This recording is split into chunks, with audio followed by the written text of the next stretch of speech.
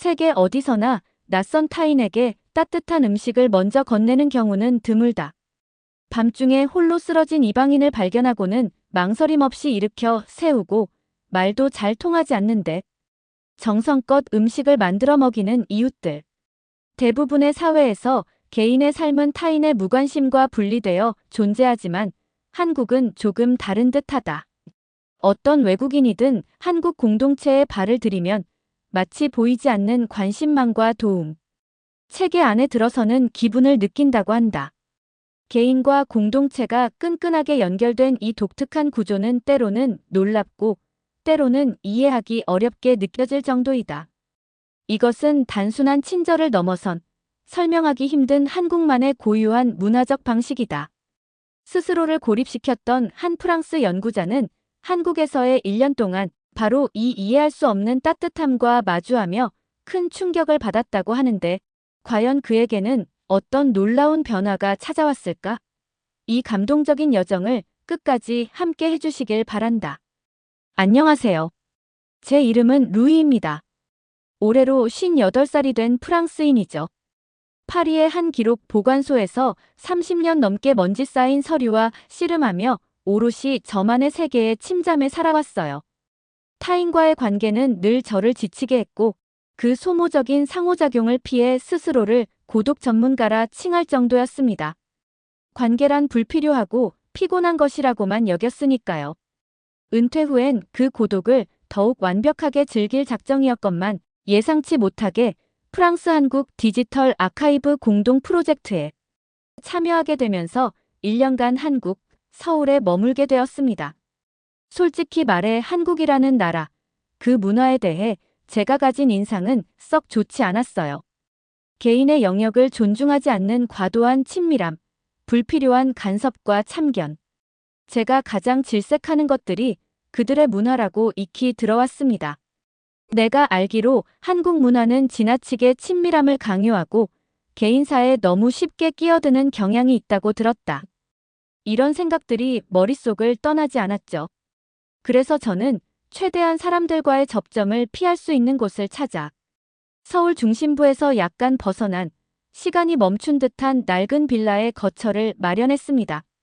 제 목표는 단 하나였어요. 이 프로젝트 연구에만 몰두하며 누구의 눈에도 띄지 않고 누구와도 엮이지 않은 채 1년을 보내고 조용히 파리로 돌아가는 것이었습니다. 한국에서의 첫날, 짐을 풀면서도 저는 주변의 모든 소리와 기척에 신경을 곤두세웠죠. 누구도 저의 존재를 눈치채지 못하길, 그 어떤 불필요한 교류도 시작되지 않기를 바랐습니다. 하지만 제 바람은 도착과 동시에 무참히 깨지고 말았어요. 요란하게 울리는 초인종 소리. 문을 열자 희끗한 머리에 한국 아주머니 한 분이 김이 펄펄 나는 뽀얀 국물이 담긴 그릇을 쟁반에 받쳐들고 서 계셨습니다. 옆집에 산다고 하시며 이사 첫날이라 정신없을 테니 식사나 하라는 듯 너무나도 자연스럽고 따뜻해 보이는 미소를 건네셨죠. 그러나 그 순간 저에게 그 미소와 음식은 제가 가장 경계했던 한국식 환대, 즉 간섭의 노골적인 시작으로 느껴졌습니다. 저는 어색하게 입꼬리를 올리는 신용만 하며 괜찮다는 의사를 전달하려 애썼습니다. 음식은 이미 충분히 가지고 있다는 뜻을 서툰 몸짓으로 표현하며 마치 불청객을 쫓아내듯 황급히 문을 닫아버렸죠. 문 너머로 느껴지는 그분의 당혹스러운 기색에 아주 잠깐 미안함이 스쳤지만 관계의 시작 자체를 차단하는 것이 저를 지키는 최선이라 여겼습니다. 그 후 며칠간 복도에서 마주치는 다른 이웃들의 밝은 인사소리가 들려올 때마다 저는 철저히 무표정한 얼굴로 고개만 까딱이며 시선을 피했습니다. 파리에서는 길에서 모르는 사람에게 인사를 건네는 일 따위는 없었거든요. 이곳에 이해할 수 없는 관심과 인사는 저에게 오직 부담스럽고 귀찮은 의무일 뿐이었습니다. 왜 이곳 사람들은 마주칠 때마다 인사를 해야 하는 거지? 모르는 사람인데도 말이야. 파리에선 상상도 할 수 없는 일인데. 이런 생각만 되풀이했죠. 저는 낯선 한국 땅에서 저만의 고독을 지키기 위해 더욱 두껍고 높은 마음의 벽을 쌓아 올리기 시작했습니다. 저는 계획대로 철저히 이웃들과의 접촉을 피하며 저만의 고독한 루틴을 이어가려 애썼습니다. 복도를 지날 때는 발소리를 죽이고 혹시라도 마주칠까 문 밖을 나서는 시간마저 조절했죠. 오직 노트북 화면 속 고문서들과 씨름하며 시간을 보냈어요. 한국이라는 공간은 제 연구를 위한 임시 체류지일 뿐 이곳의 사람들과는 그 어떤 연결고리도 만들고 싶지 않았습니다. 파리에서처럼 누구에게도 신경 쓰지 않고 누구의 관심도 받지 않는 완벽한 고독 속에서 제 연구를 마치고 돌아갈 수 있으리라 확신했죠. 하지만 삶이란 것이 늘 그렇듯 제 의지와는 전혀 다른 방향으로 흘러갔어요. 어느 날 밤, 갑자기 마른 기침이 시작된 겁니다. 처음에는 며칠간의 시차 적응과 무리한 작업 때문이려니 가볍게 넘겼지만 기침은 밤새 잦아들지 않고 오히려 심해졌습니다. 다음 날 아침에는 목이 칼로 벤 듯 따끔거렸고 이마에서는 식은땀이 비 오듯 흘렀죠. 온몸의 근육이 쑤시고 힘이 쭉 빠져나가는 느낌, 그리고 서서히 오르기 시작하는 열기. 몸 상태가 심상치 않음을 직감했습니다. 병원에 가야 할지도 모른다는 생각이 들었지만 눈앞이 캄캄했어요. 이 낯선 나라에서 병원은 어디에 있으며 어떻게 가야 하고 제 증상을 어떻게 설명해야 할까요? 말도 통하지 않는 이곳에서 혼자 병원을 찾는다는 것은 상상만으로도 벅찬 일이었습니다. 시간은 속절없이 흘러갔고 제 몸은 천근만근 무거워져 갔습니다. 관절 마디마디가 욱신거렸고 손끝은 얼음장처럼 차가워지는데 머리는 뜨겁게 달아올랐죠. 깊은 절망감이 저를 덮쳤습니다. 파리였다면 익숙한 약을 찾아 먹고 허브티를 끓여 마시는 등 저만의 처방을 했을 테지만 이곳에서는 약국을 찾는 것조차 버거웠어요. 흔히들 한국인들이 스마트폰으로 뭐든 주문한다고 들었던 배달 앱을 떠올렸지만 저에게는 해독 불가능한 암호문이나 다름없었습니다. 온통 모르는 글자로 가득한 화면 앞에서 저는 그저 무력할 뿐이었죠. 어떻게 사용하는 건지, 무엇을 눌러야 약을 구할 수 있는 건지 도무지 알 수가 없었습니다. 혹시나 하는 마음에 관리실에 전화를 걸어봤지만 늦은 밤이라 그런지 아무런 응답도 없었어요. 정막만이 흐를 뿐이었습니다. 마지막 희망, 그것은 어떻게든 집 밖으로 나가는 것이었습니다.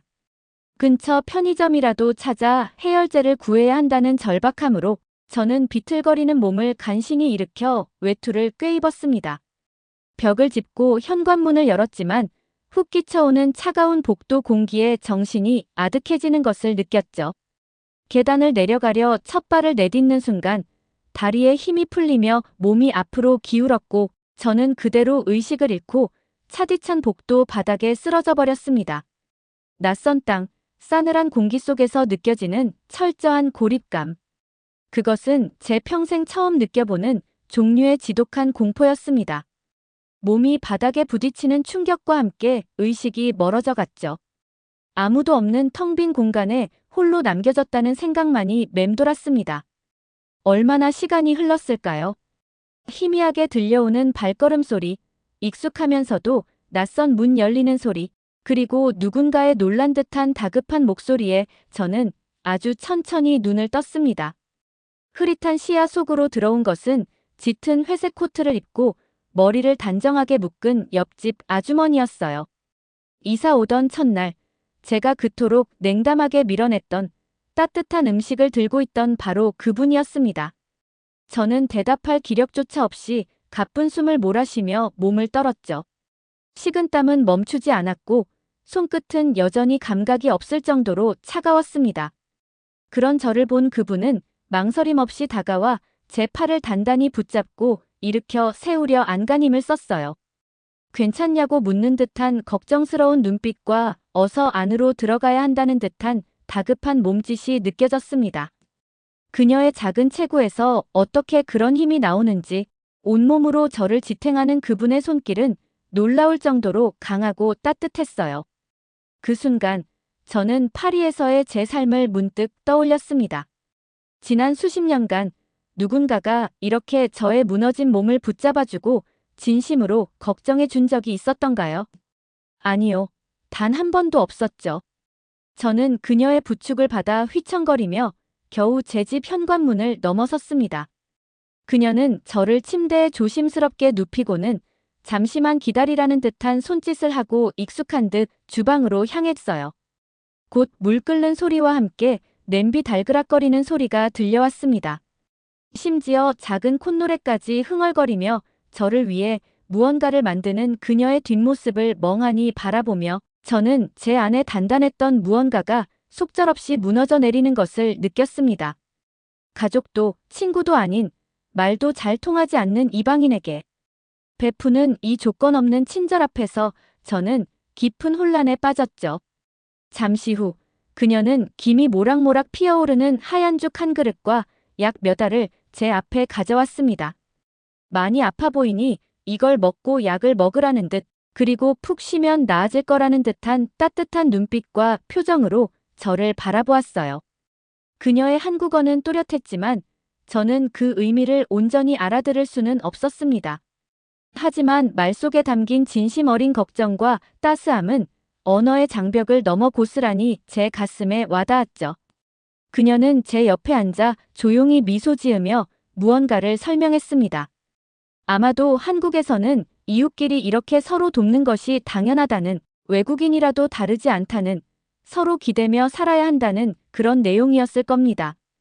그 진심이 담긴 표정과 부드러운 어조를 느끼는 순간 목구멍이 뜨거워지며 울컥하는 감정이 치밀었어요. 파리에서의 고독했던 날들이 파노라마처럼 스쳐 지나갔습니다.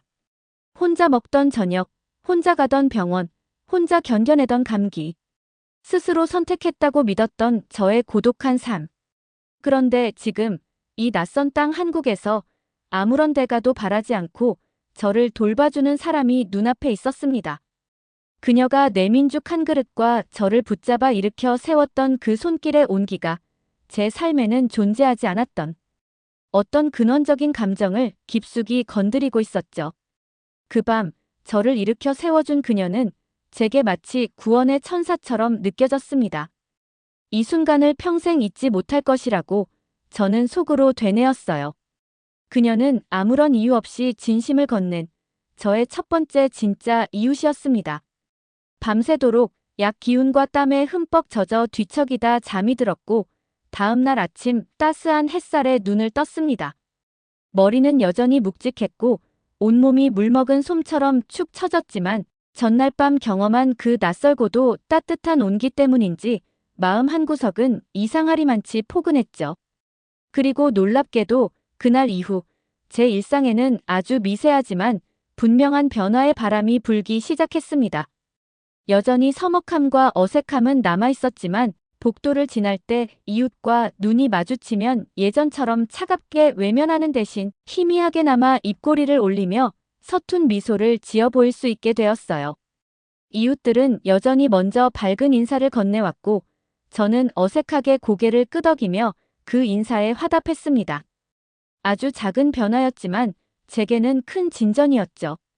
그러던 어느 화창한 오후, 무심코 창밖을 내다보던 제 눈에 빌라 앞마당의 풍경이 들어왔습니다. 왁자지껄 뛰노는 아이들, 빨랫줄 사이를 오가며 담소를 나누는 할머니들, 평상에 둘러앉아 커다란 수박을 나눠 먹으며 환하게 웃고 있는 주민들의 모습.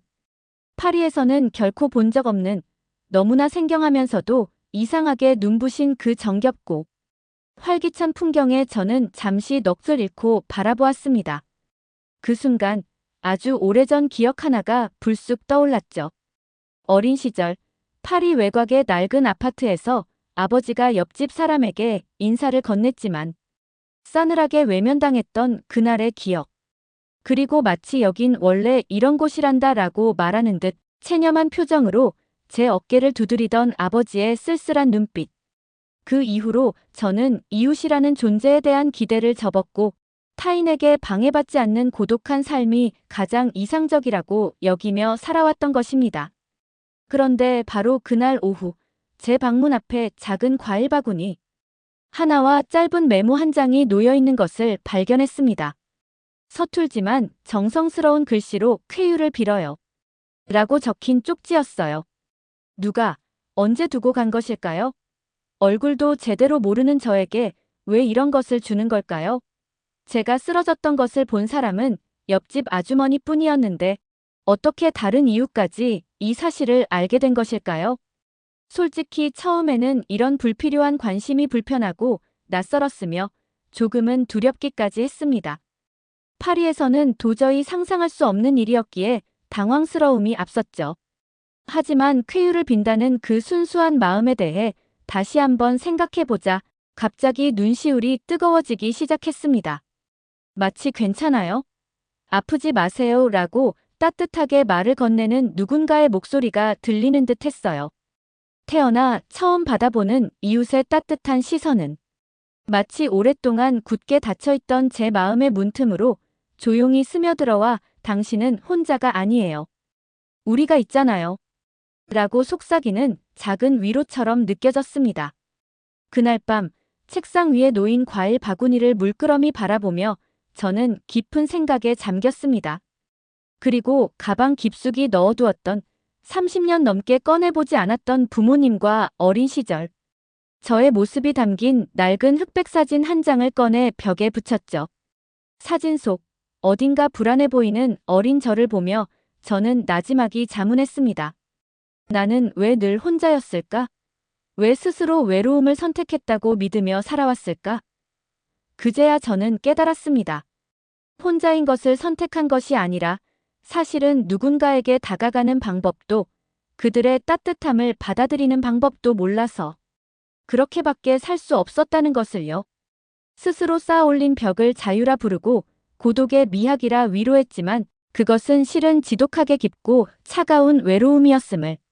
그 밤 저는 처음으로 저를 걱정해주는 사람, 제가 아플 때 곁에 있어주는 사람이 있다는 사실이 얼마나 큰 위안이 되는지를 온 마음으로 깨달았습니다.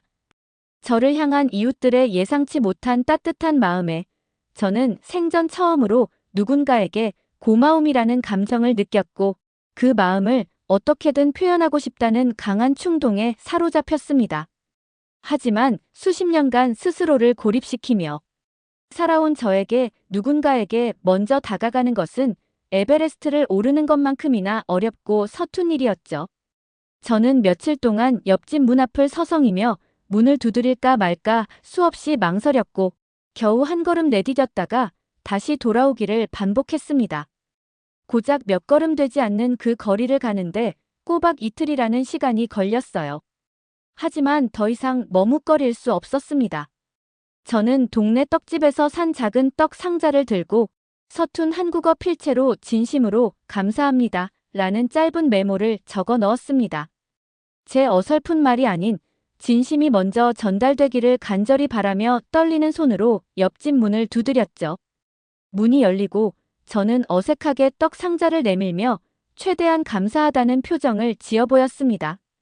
버벅거리며 겨우 마음을 전하는 저를 보며 옆집 아주머니는 얼굴 가득 환한 웃음을 터뜨렸어요.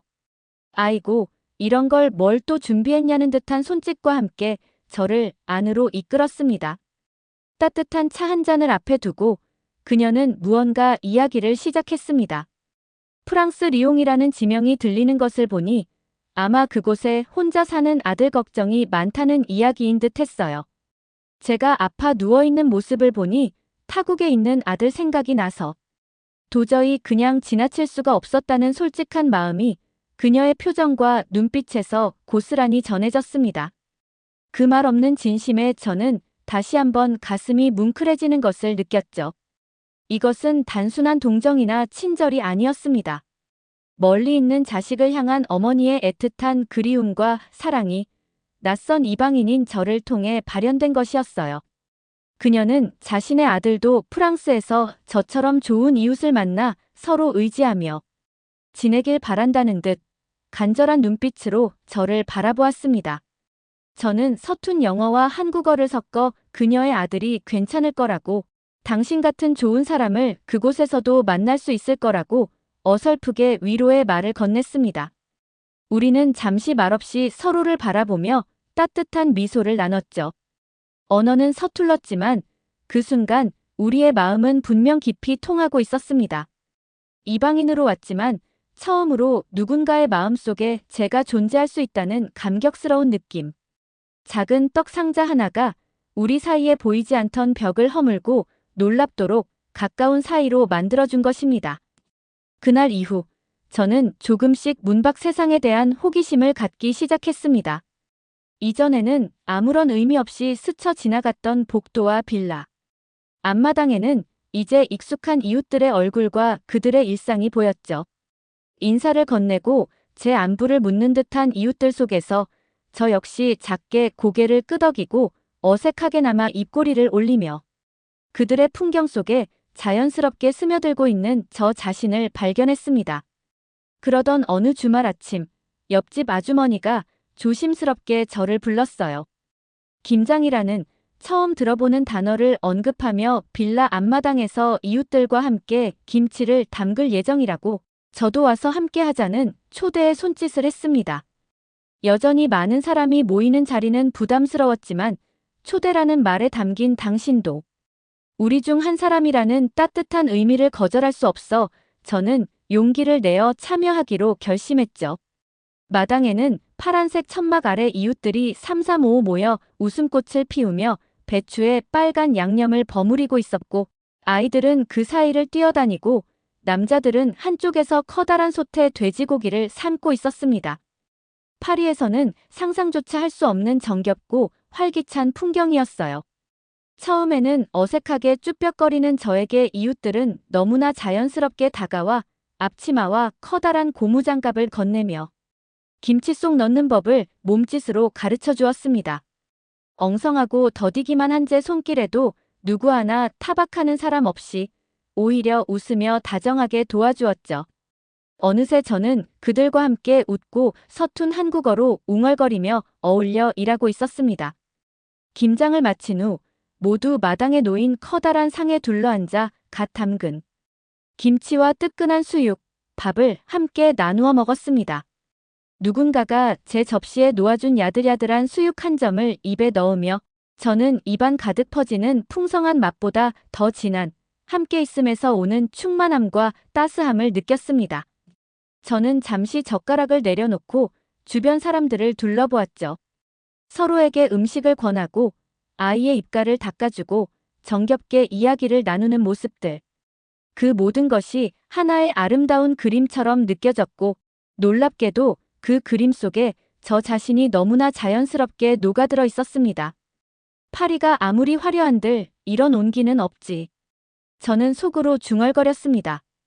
이것은 단순히 배를 채우는 식사가 아니라 삶의 고단함과 기쁨을 나누는 순간이었고 음식의 맛을 넘어선 사람들 사이의 정이라는 감정의 풍경이었어요.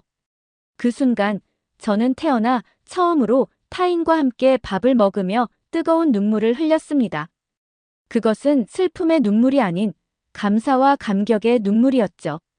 한국에서의 시간이 속절없이 흘러가면서 제 마음에도 딱딱하게 얼어붙었던 강이 녹아내리고 따스한 봄 기운이 차오르고 있었습니다. 서울의 겨울은 여전히 매서웠지만 저는 더 이상 그 추위 속에서 외로움을 느끼지 않았죠.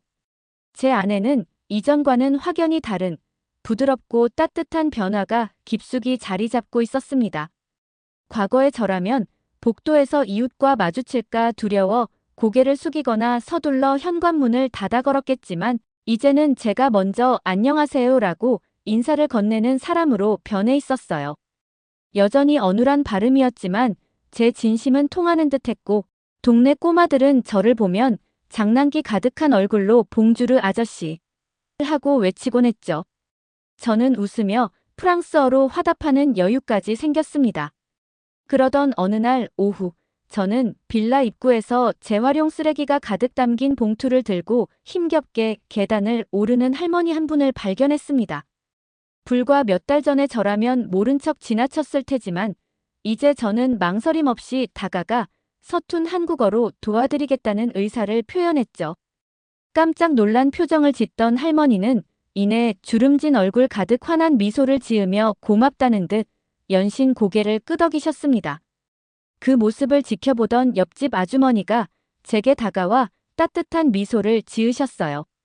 제가 처음 이곳에 왔을 때와는 많이 달라졌다는, 이제는 먼저 인사도 하고 빌라 사람들에게 마음을 활짝 연 것 같다는, 원래 참 따뜻한 사람이었다는 그런 느낌의 이야기를 눈빛과 표정으로 건네셨습니다. 그 진심 어린 격려와 기쁨이 제 마음에도 고스란히 전해졌죠. 그 순간 저는 제가 얼마나 변했는지를 명확하게 실감하며 말없이 미소 지었습니다. 변화란 어떤 극적인 사건을 통해 찾아오는 것이 아니라 이처럼 사소한 일상의 순간들이 쌓여 조용히 스며드는 것임을 깨달았어요. 그날 밤 창밖으로 보이는 가로등 불빛 아래 정겨운 골목길 풍경, 이웃집 창문 너머로 희미하게 들려오는 웃음소리들은 더 이상 낯선 소음이 아닌 제 마음을 편안하게 해주는 익숙하고 따뜻한 제 동네의 일부가 되어 있었습니다. 어느덧 1년이라는 시간이 쏜살같이 지나고 프랑스로 돌아갈 날이 다가왔습니다.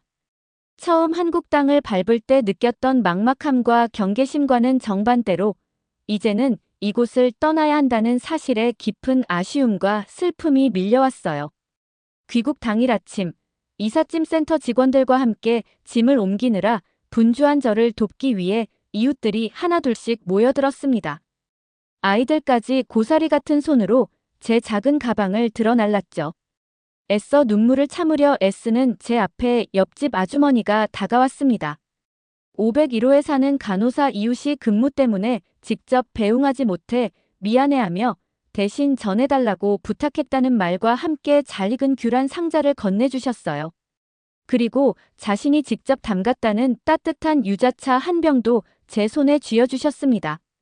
다른 이웃들도 저마다 작은 선물을 들고 다가와 아쉬운 표정으로 제 손을 잡으며 건강히 잘 지내라는, 꼭 다시 만나자는 따뜻한 마음을 전해왔습니다. 결국 저는 참고 참았던 눈물을 터뜨렸고 수많은 작별 인사에 목이 메어 제대로 된 말 대신 그저 고맙다는 뜻의 프랑스어와 한국어를 겨우 내뱉을 수밖에 없었습니다. 저는 마지막으로 아이들의 웃음소리가 가득했던 빌라 앞 놀이터, 이웃들과 함께 김치를 버무리고 수육을 나눠 먹었던 마당, 늘 묵묵히 빌라를 지키며 웃어주던 관리 아저씨의 모습까지 지난 1년간 제게 너무나도 소중해진 풍경들을 눈과 마음에 깊이 새겼습니다. 파리로 돌아오는 비행기 안에서 저는 옆집 아주머니가 준 따뜻한 유자차를 마시며 제 개인 SNS 계정에 아주 긴 글을 올렸습니다. 파리에서의 고독했던 제 삶, 한국에서 경험한 놀라운 변화, 이름 모를 이웃들에게 받은 조건 없는 따뜻한 정, 그리고 이제 한국이 저의 두 번째 고향처럼 느껴진다는 진심을 담아서요. 파리에 돌아오니 모든 것이 1년 전 제가 떠날 때와 똑같았습니다. 익숙한 거리, 익숙한 건물, 익숙한 공기 속에서 오직 저만이 변해 있었죠. 저는 이제 아파트 복도에서 마주치는 이웃에게 먼저 미소 지으며 인사를 건네고 창밖으로 보이는 파리의 풍경을 이전과는 다른 따뜻한 시선으로 바라보는 사람이 되어 있었습니다. 제 서재 책상에 앉아 한국에서 이웃들과 함께 찍은 사진들을 보며 미소 짓던 저는 노트북을 켜고 지난 1년간의 경험을 담은 에세이의 첫 문장을 적어 내려가기 시작했습니다. 사람은 언제든 변할 수 있다. 다만 누군가 먼저 따뜻한 손을 내밀어준다면. 한국에서의 1년은 잿빛이었던 제 삶을 총천연색으로 물들인 결정적인 전환점이었고 저는 그곳에서 배운 사람 사이의 온기를 가슴에 품고 파리에서의 새로운 삶을 살아가기 시작했습니다. 여러분, 오늘 우리는 스스로 쌓은 높은 벽 안에 자신을 가두었던 루이 씨가 낯선 한국 땅에서 이웃들의 예상치 못한 따뜻한 정을 만나 마음의 문을 열게 되는 감동적인 여정을 함께했어요. 저도 루이 씨의 이야기를 전하면서 처음에는 경계심 가득했던 그가 이웃들의 진심 어린 관심과 돌봄 속에서 서서히 변화하는 모습에 가슴이 뭉클했답니다.